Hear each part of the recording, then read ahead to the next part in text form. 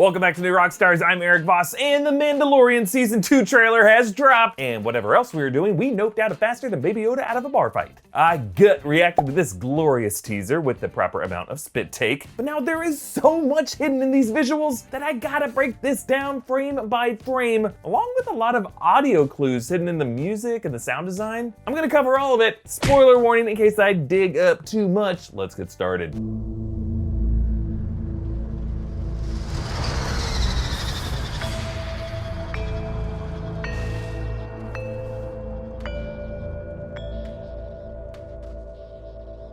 Wow, okay, so Mando's Razor Crest soars over this planet toward a destination moon in its orbit. That surface of the larger planet is amazingly rendered, very similar to the images of Jupiter taken by the Juno spacecraft. Some are suggesting this gas giant could be the gas giant Yavin, and that moon, Yavin 4, home of the rebel base in A New Hope, just because, you know, that moon rising over the gas planet horizon matches kind of the visuals of Yavin 4 looming into view, though I should say Yavin had a much more reddish color to it. Others say that destination planet could be the ice planet shown later, but in those shots the Razor Crest looks okay, but here the Razor Crest is toast. The engine is puke and sparks. The back hangar bay door is open, like my car when the trunk won't latch. Lost a lot of kidnapped former New Rockstars hosts that way. I'm thinking this leads to the fiery crash landing that we see later in this trailer, but there's a lot more here. We gotta move on. Show me the one whose safety deemed such destruction. You must reunite it with its own kind. So, composer Ludwig Göransson is once again doing some interesting stuff with the music. In my reaction video, I wondered if these deep bass notes could be a didgeridoo. Was it a didgeridoo? But nuh-uh, there's actually an even deeper Star Wars reference going on here. I'm pretty sure these are the vocals from The Who. Not The Who, but The Who, the Mongolian heavy metal band that recorded the song Cal was listening to at the beginning of Jedi Fallen Order.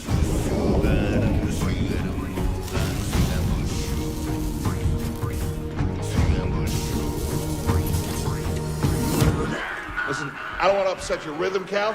If these are the same guys, I love that Göransson is working them back into Star Wars. Now, the voice of the Mandalorian armorer from the Season 1 finale returns, reminding us of the mission she put Mando on after giving him that new Mudhorn sigil. He now brings the child to this lamp-lit town on a new planet. Earlier this year, I speculated that Season 2 might visit Lothal, homeworld of Ezra Bridger from Rebels. Rosario Dawson will be joining the Mandalorian as a live-action former Jedi, Ahsoka Tano. And chronologically, we last saw Ahsoka in the final scene of Rebels, joining Mandalorian revolutionary Sabine Wren in search of the missing Ezra, with Lothal, his home, being a very possible location. We're talking about Lothal because it's an extremely important location in the Star Wars universe. It's a mining planet producing the mineral dunium, which was used in construction of Imperial Star Destroyers and the Death Star. It's also the setting of a buried Jedi temple that contained wall art depicting a Yoda figure, leading many of us to believe that Lothal might be the key to secrets about the Yoda species, which is now Mando's main mission. The town architecture here looks industrial, as if used for mining, with street lamps necessary for miners working early or late hours. The walls are covered in signs and graffiti, which is kind of similar to the surfaces of Lothal buildings in Rebels. More on those later. To the left, creepily, a pair of Jawa eyes illuminate, watching him from the shadows. Kind of like the cigarette beach lurker from my story of when I almost got murdered. Let's move on. Where? This you must determine. The songs of eons past tell of battles between Mandalore the Great and an order of sorcerers called Jedi. Right, in this section, there's a Tusken Raider riding a bantha whose mouth hilariously syncs with Mando's audio so that it looks like the bantha is asking where. Where? Good question, Bantha. This where is Tatooine. That ridge behind them looks a lot like Beggar's Canyon, former home to Obi-Wan Kenobi. Tatooine is likely the setting we will see Boba Fett this season, with Tamara Morrison set to play the role. The final shot of Episode 5 last season showed a mystery figure on this planet.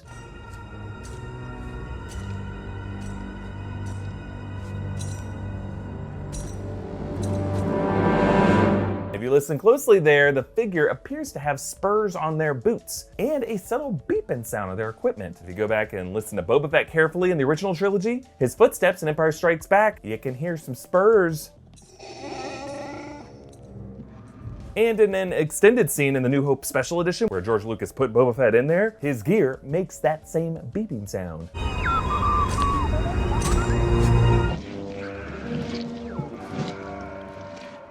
I would just love for some episode this season, maybe the season opener, to open with Boba Fett blasting and crawling his way out of the Sarlacc, just like Patton Oswalt dreamed of in Parks and Rec. The gloved Mandalorian armor gauntlet of Boba Fett grabs onto the sand outside the Sarlacc pit. And then maybe we cut to an in-game 5 years later, with Boba Fett glumly freezing Fennec Shand and Carbonite and loading her into Slave One. Oh, a boy can dream. Then we see the Razor Crest swooping down toward this ice planet with a familiar-looking trench. As I suggested in my trailer reaction, this could be Ilum, an ice planet that we've seen in the animated series Jedi Fallen Order, but the future planet turned into Starkiller Base by the First Order in the sequel trilogy. Ilum is a location mined for kyber crystals, which are used to power lightsabers. Some of you may be arguing about the timeline because yes, The Mandalorian is set in 9 ABY after the Battle of Yavin, whereas historically the Empire had already started mining this planet 27 years earlier, around 18 BBY, and when we visit this location in Jedi Fallen Order, that's around 13 BBY. The Empire has already mostly excavated it. But here in 9 ABY, the First Order was still in its early growth stages, only a few years old, not really on the map yet. So we could be looking at an Ilum between phases, maybe the Empire on their way out, the First Order on their way in to complete the terraformation into Starkiller Base a couple decades later. Either way, we could be looking at a link from The Mandalorian to the origin of the First Order. And here, and in later shots in the trailer, you can see Mando and a child venturing into this crystal cave, maybe to make contact with a Jedi, since that location was so important to the Jedi. But before I move on, there's another new world, a seaport filled with various Quarren, just like the Quarren that Mando split with the door in the opening scene of the series, and a few Mon Calamari. You can see one on the far right there and a couple in the far left. That's the race of Admiral Akbar. I would love to explore more of this, since the series pilot referenced the calamari currency. I can do calamari flan, but I can only pay half. I love that aquatic squishing sound they mixed in there. Hey, maybe we'll see Mando get a chance to use these. Now, it's not clear if we're looking at the planet Mon Cala here, because, you know, most of their civilization was under the ocean. I don't know why they would need above the surface ports and boats like this. Some are saying we might also be looking at Kamino or Manan from the Knights of the Old Republic. Kamino would tie into that Kamino patch we saw in the Imperial Science Officer when he was running those tests on Baby Yoda last season, leading many of us to think he might have been a clone of Yoda. But Kuil kind of shot down that theory of Baby Yoda being genetically engineered. I don't think it was engineered. I've worked in the gene farms. This one looks evolved. Then again, Kuil was also a bumpkin. Our theories don't have to listen to him. I just love how those people Mando is following, one of them has a backpack filled with water and some aquatic belongings or pets in there. Maybe this is Mon Cala and these travelers are returning to the undersea part of this world where they can dive in and these pups can swim around freely. And yeah, it looks like we're gonna have to watch most of this content going forward at home on streaming platforms. And I don't know about you, but I don't always want to keep the subscriptions to these services in between releases of the shows and movies I actually care about. The key is to manage each of those subscriptions by controlling which credit card you use for each so that you don't accidentally get charged for a month that you didn't want, which is why I use Privacy's virtual burner cards to stay on top of it all. Which, by the way, thanks to Privacy for sponsoring this episode. Privacy lets you set up virtual cards that you can customize and set the limits of, so no online vendor can charge you more than the monthly amount that you've set. So, for example, I've set up an account with Privacy, I've linked my bank account, and I created a card specifically for my monthly Disney Plus subscription payment. So Privacy will ding you with lightning fast precision if someone tries to charge this card twice, or if the charge exceeds the amount that you set for it. And Privacy protects your identity and bank information on the internet and lets you control the limits on each virtual card, so you can connect directly to your bank account with confidence. No vendor can overcharge beyond the limit you've set. It's real simple, it's fast, just one click. Privacy also lets you safely send a burner card to a friend or family member straight from your dashboard. You can help out your parents. They love getting hacked. Head to privacy.com/newrockstars and sign up for an account. And as a special treat for my viewers, new customers will automatically get $5 to spend on your first purchase for limited time only. Folks, that is free money. And trust me, folks, you're gonna use this for everything. Again, go to privacy.com/newrockstars and sign up now. On to the next section. You expect me to search the galaxy and deliver this creature to a race of enemy sorcerers? This is the way.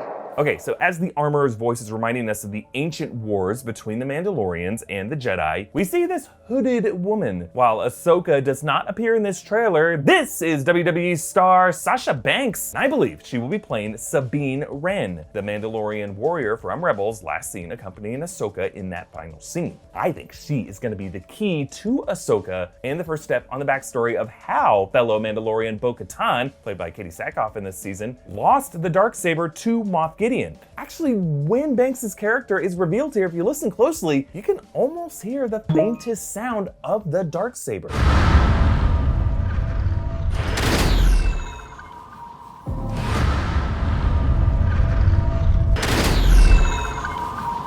Mando's voiceover is asking the armorer about the Jedi, calling them enemy sorcerers, which is a nice reminder that to most people in the Star Wars universe, the Jedi are creepy wizards who pressure farmers into giving up their kids, indoctrinating them into a dark cult, a cult that sparked the Galactic Civil War in most people's eyes. Such skepticism was echoed in the original film both by smugglers and Imperial officers. Hokey religions and ancient weapons are no match for a good blaster at your side, kid. Don't try to frighten us with your sorcerer's ways, Lord Vader.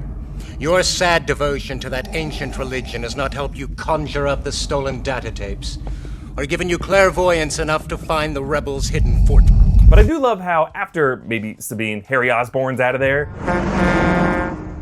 Baby Yoda looks up at Mando with a little quiver of its nose and lips, as if smelling something familiar about this being, or maybe smelling something sticky about those Mon Calamari. I mean, it is a seaport. They don't usually smell too good. Next clip.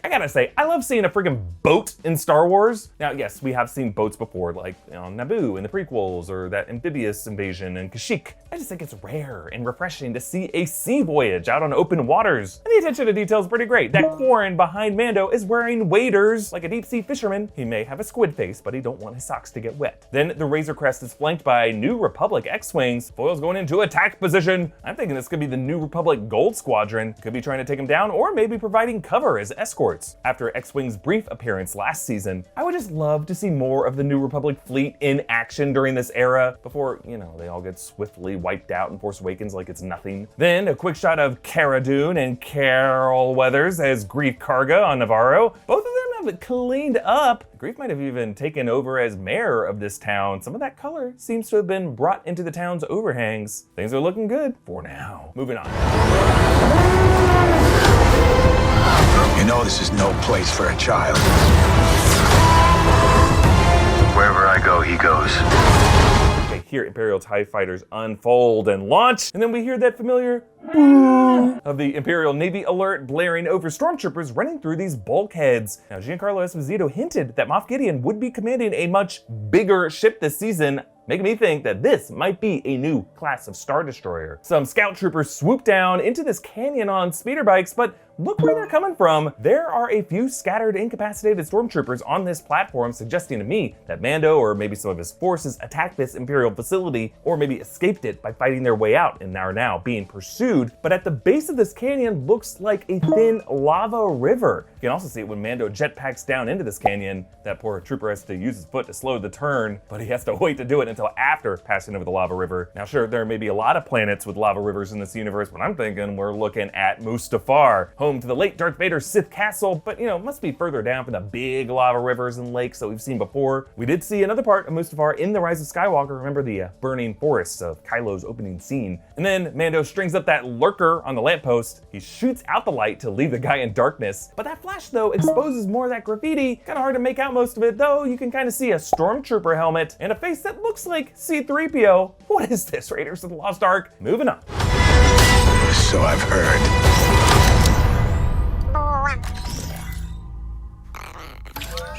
Okay, so Mando enters this fighting arena with two Gamorreans hitting each other with these axes. The flags and banners hanging overhead don't appear to match any of the flags I could find for Star Wars planets, but as we saw with the flags of the pod races on Tatooine, these could just be the chosen heraldry for past victors in this fighting ring. Mike Wazowski here is reportedly named Gor Koresh. This guy is an Abyssin. One of those showed up at the Mos Eisley Cantina. If Koresh is his name. I do find it interesting that they chose the last name of the Branch Davidian cult leader, David Koresh. Either way, this guy is clearly bad news. Based on the voice, he sounds a lot like Jon Favreau, who also voiced the heavy infantry Paz Vizsla in season 1. Baby Yoda sees Mando charging up his whistling bird gauntlet and noopes back into his egg, perhaps remembering when Mando used it to save him in season 1.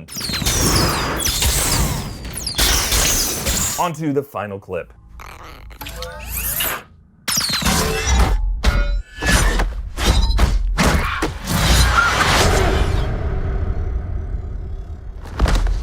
This is the way. I love it. By cutting to black, the editing leaves us with a blind soundscape of Mando's beatdown, the same way Baby Yoda is experiencing this from inside his shell. Based on the sound effects, after that initial whistling bird deployment, most of the hits are metallic pings, telling me that if any of these attackers were able to dodge a bird, they still had to face Mando's Beskar armor. And the fight ends with Mando tossing a vibroblade into this Zabrak. That's the horned bipeds of Dathomir, the same race as Darth Maul. This guy has tattoos just like Maul does. Remember, Cara Dune also dueled a Zabrak last season. And then Mando says, "This is the way," which at first sounds like a bit of a weird time to echo the whole Mandalorian creed. But if you think about it, he might just be using it practically in this moment. Telling Baby Yoda, "This is the way," as in, this way, let's go.